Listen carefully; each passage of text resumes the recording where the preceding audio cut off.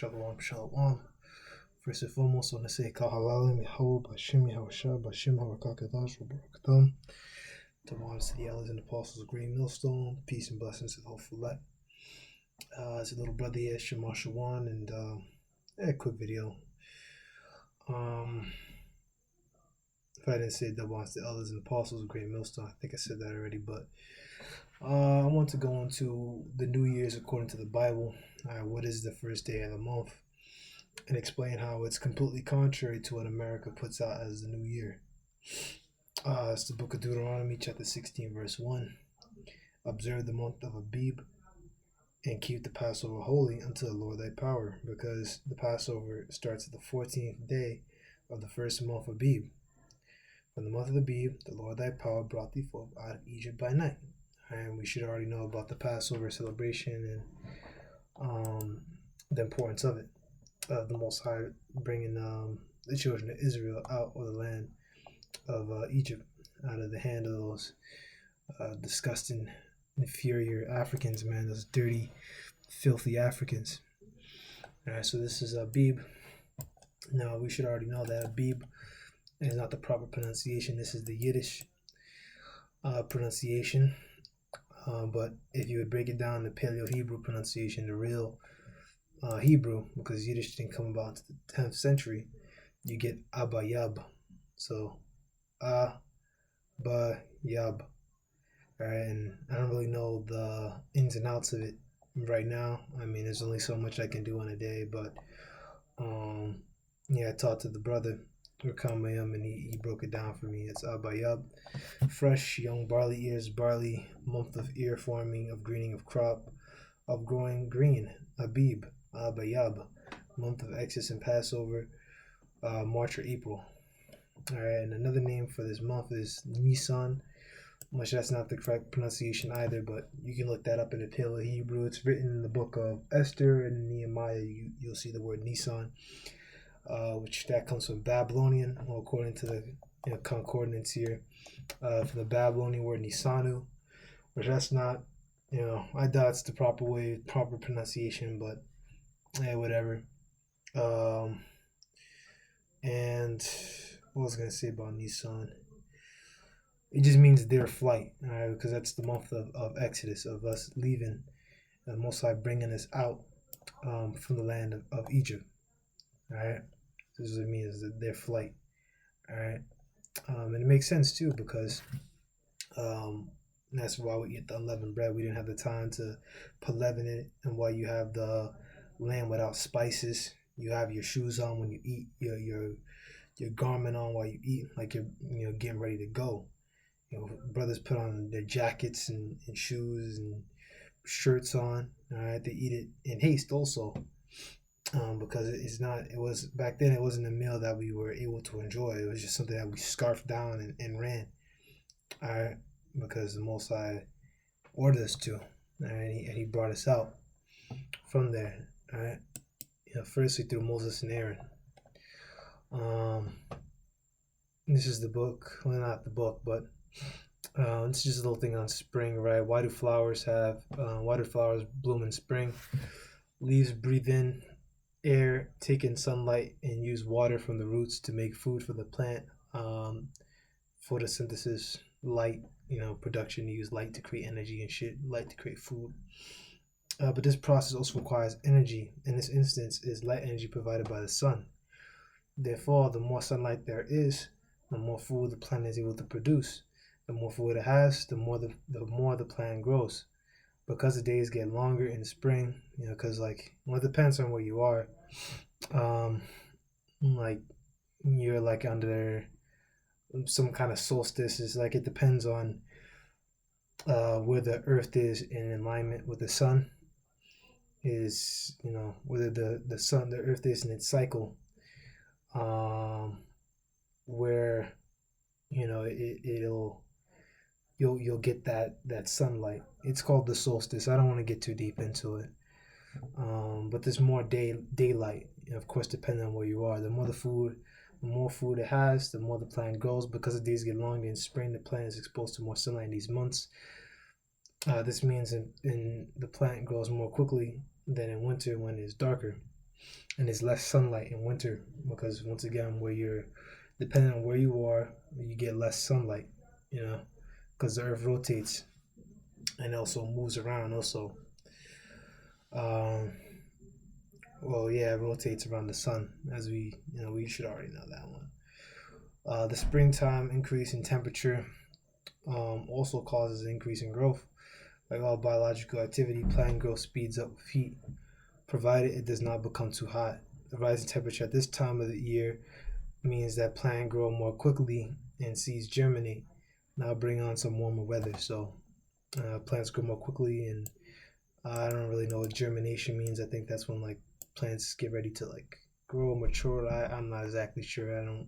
I'm not really hip to the whole plant thing, but plants grow.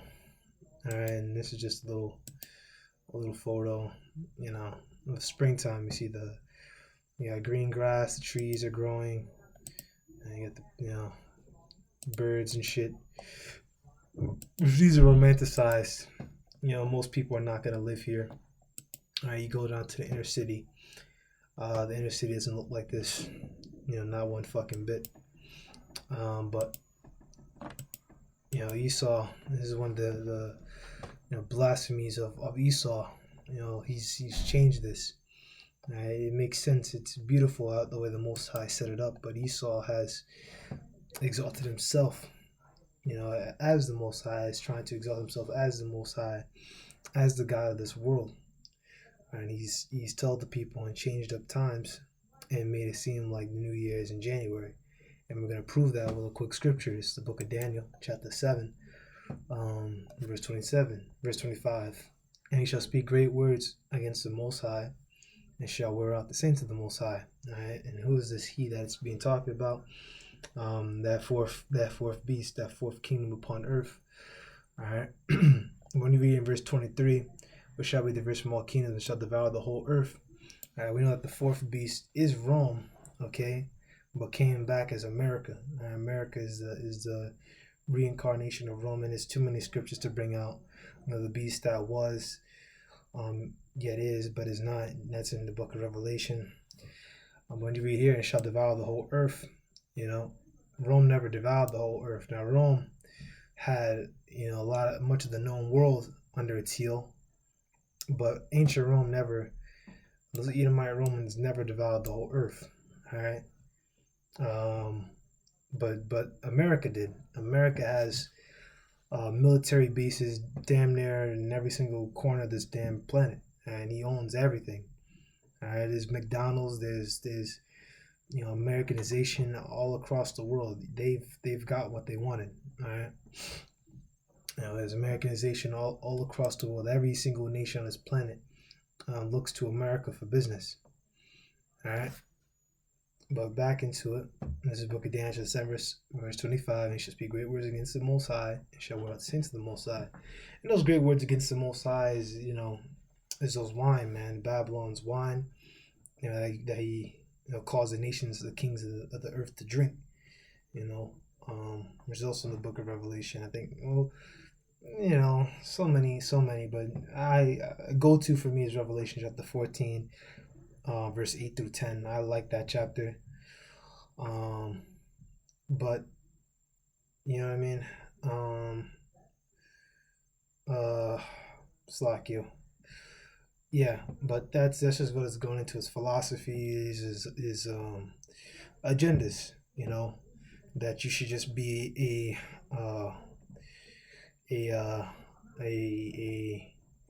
a backdoor bandit. I was thinking of the right word. That woman on woman action, men changing their genders. I showed you other stuff, the Kinsey scale, that you're not entirely a butt bandit, that you're like 1/10 butt bandit, and you can still be straight at the same time. It's nonsense. We already know what the deal is. This country pushes out an idea that you can be whatever you want, and that goes back to Aleister Crowley, do what thou wilt philosophy, which that goes back to those dirty, stinking Hamites, and heathen nations. That's the way they see things. They have no customs. They have no I mean, they have customs, like they have no discipline. The scriptures, you gotta.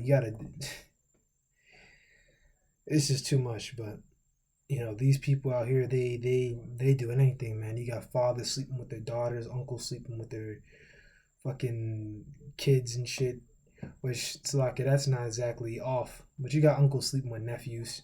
You know, you got uncle with nieces, not exactly off, but I mean, this government says it's off. That's another thing. They changed the way marriages are held. All right, um, cousins, if I'm correct, cousins in the scripture, that's a lawful marriage, but down here in America, it's not. I believe uncle and niece marriage is lawful according to the scriptures, but in America, it's not.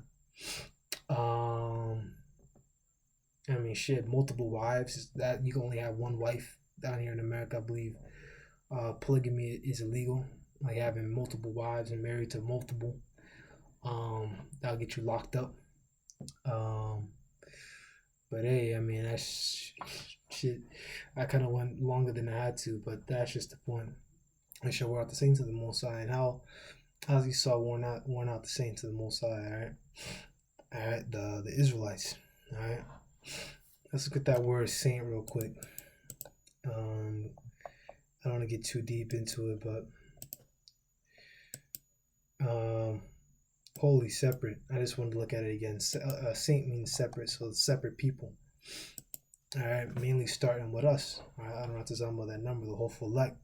All right, they wearing us out, They don't let us sleep. We're living in these crowded cities, these metropolitan cities. We don't really get much sleep. We're lucky. It's a blessing to have 8 hours of sleep. We're when you're born, you got a birth certificate. That's just you're like a stamp. That's a receipt, man. You're a product to them. All right, you have to go out and get these jobs and work for your enemies. All right, you gotta play nice with these people. You can't speak your mind down here. Etc. etc.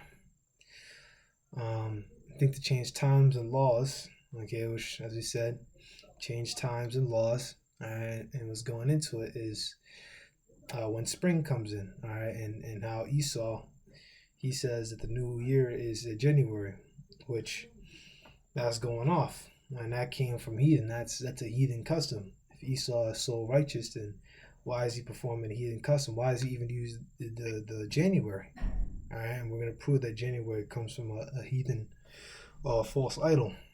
All right, but I'll read it, the end, and then we'll jump back. And then he shall be given to his hand to a time and times and the dividing a time. All right, and that's the time that we're living in now. We're still in Esau's hand. All right, we're still in America's hand. America and the EU, NATO and the EU, which are those 10 horns, those 10 kings. All right, which is just a number of completion. It's a number of kings. All right, which Rome literally had, like 10 allies back then. Nations that they took over, Japhetic European nations, they took over and started their own people to rule. To a time and dividing a time. So, that's the time we're living in now. We're under these devils for the time being. However, we know the prophecy, in Genesis chapter 25, or whichever one it is, the elder shall serve the younger. And who came out first? Esau came out first. So Esau is going to serve us at the end of the day until that 1,000-year period is over, and then he's going to be destroyed. Obadiah 1:18. But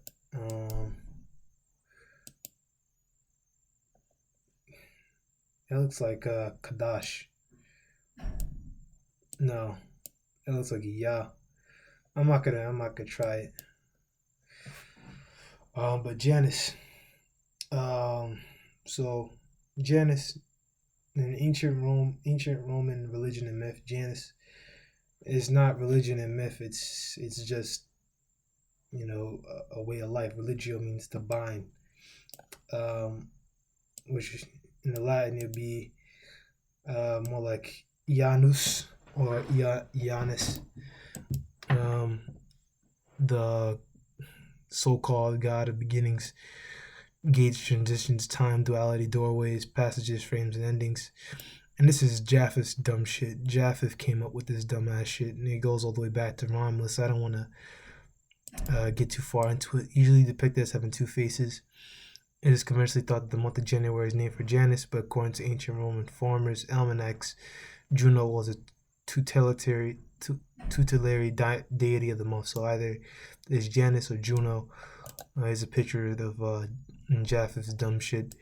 But either one of these dumbass things is where it comes from.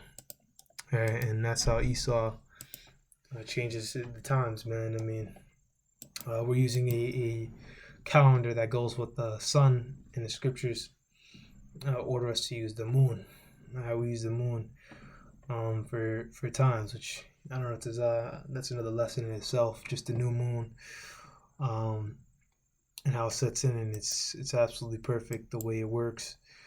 But we don't use the sun for holy days. All right, we don't use the sun for holy days. We don't use the sun for any of that dumb shit. Our calendar starts and it's different than Esau's calendar. Our calendar starts with Abba Yab in roughly around March or April. So that's just how they change the times, man. We already know the deal. He's a damn devil. He's a damn deceiver. Damn Diablos. Okay? And that's it. I made the point. They changed the times, and January is not the new year. Okay? New Year starts in spring when the plants grow again. In January, the plants are still dead. It means you're starting the year off on death. Okay? That's just a bunch of bullshit. Alright? The new month, the new year, alright, for the Israelites to start here. Alright, March or April. Okay? And you got the Passover, 14 days. Okay? And that's it. So, I want to say Kahalam Yahweh Bashim Yahushua Bashim Harakakadash Barakatam. Yeah, that's all I got. And Shalom.